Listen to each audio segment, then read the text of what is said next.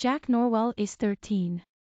How did Eddie Jones solve the problem of midfield minefields without Owen Farre and Manutuiraj? England's midfield merry-go-round will take another spin at Murrayfield on Saturday week, with Eddie Jones set to field his 29th different combination. With the captain, Owen Farre, out of the Guinness Six Nations clash injured, England's head coach must settle upon a new October 12-13 combination. Who will he pick? Here are his main options.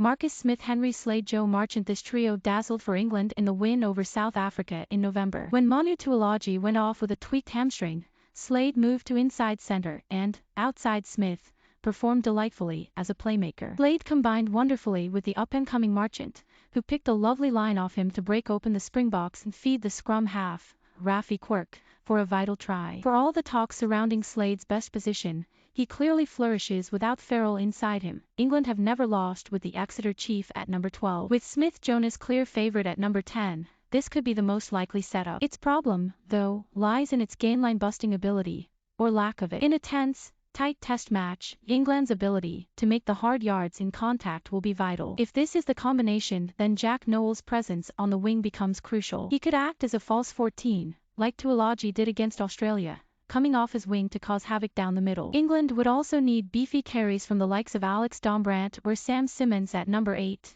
Courtney Lawes, and Kyle Sinclair, or they could end up going sideways. George Ford Slade Marchant axed for the autumn and snubbed initially for the Six Nations. You have to wonder where Ford's head is at this week, having been belatedly called up and now asked to help Smith, the man who stole his shirt. No one has played for England under Jones more than Ford, but he is now a victim of his own malleability, thriving in a kick-first Leicester Tigers game plan England have moved away from. He would be a steady presence and could combine brilliantly with Slade, especially if it blows a hully at Murrayfield. But Jones seems desperate to see his wonderboy fly. Smith, Mark Atkinson, Slade. This triumvirate seems unlikely, with the Gloucester centre Mark Atkinson's inexperience possibly counting against him, but it would most closely replicate the setup at Harlequin. Atkinson could be the Andre Esterhuizen figure, straightening the line, bashing through defenses, while also having the ability to fool them with clever kicking and deft hands. Smith thrives so well with a ball-carrying centre outside him at club level, and then has the creativity and power of Marchant and Luke Northmore. Slade is a more polished version of both of those,